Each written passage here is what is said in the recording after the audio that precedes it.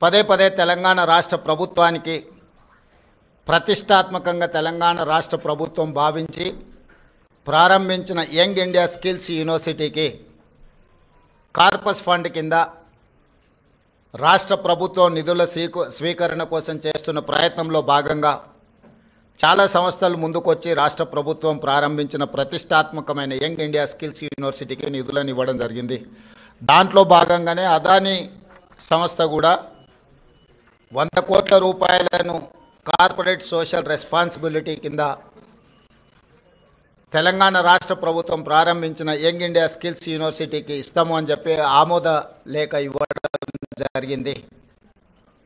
ఈ అంశాన్ని ప్రస్తావించడం ద్వారా అదేదో అదానీ గ్రూప్ తెలంగాణ రాష్ట్ర ప్రభుత్వానికో ముఖ్యమంత్రి గారికో అప్పనంగా 100 కోట్ల రూపాయలు ఇచ్చినట్టుగా అనవసరమైన చర్చలకు రాద్ధాంతానికి తావిస్తున్నది.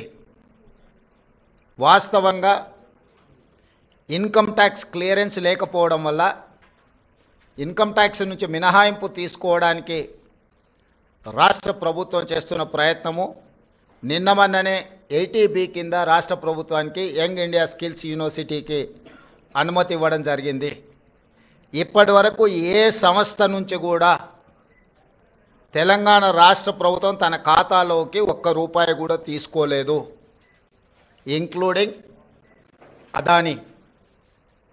అయితే అనవసరమైన చర్చలలో తెలంగాణ ప్రతిష్ట కానీ వ్యక్తిగతంగా నా గురించి చర్చ జరగడం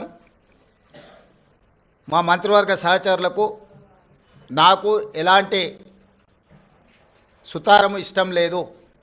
అందుకే స్పష్టంగా నిన్ననే రాష్ట్ర ప్రభుత్వం తరఫున అదానీ గ్రూప్ ఆఫ్ కంపెనీస్కి మా అధికారి జయేష్ రంజన్ ద్వారా లేఖ రాయడం జరిగింది.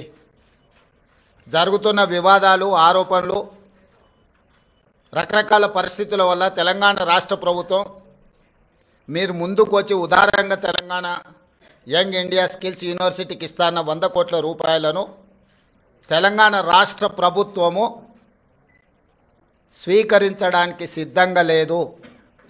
కాబట్టి దయచేసి మీ 100 కోట్ల రూపాయలను యంగ్ ఇండియా స్కిల్స్ యూనివర్సిటీకి బదిలీ చేయొద్దు అని చెప్పి విస్పష్టంగా వారికి లేఖ రాయడం జరిగింది. ఈ పత్రికా సమావేశం ద్వారా పక్క రాష్ట్రాలు, పక్క దేశాలలో అదానీ గ్రూప్ ఆఫ్ కంపెనీస్ మీద జరుగుతున్న వివాదానికి తెలంగాణ రాష్ట్ర ప్రభుత్వానికి ఎలాంటి సంబంధం లేదు. అదేవిధంగా ఒక గొప్ప ఉద్దేశంతో లక్షలాది తెలంగాణ నిరుద్యోగ యువకులకు సాంకేతిక నైపుణ్యాన్ని నేర్పించడం ద్వారా ప్రపంచంతో పోటీ పడాలన్న ఆలోచనతోని యంగ్ ఇండియా స్కిల్స్ యూనివర్సిటీని ప్రారంభించినము. ఒక సదుద్దేశంతో, ఒక గొప్ప ఆలోచనతో ప్రారంభించిన యూనివర్సిటీ వివాదాలకు లోను కావడం నా మంత్రివర్గ సహచరులకు, నాకు, తెలంగాణ రాష్ట్ర ప్రభుత్వానికి ఇష్టం లేదు.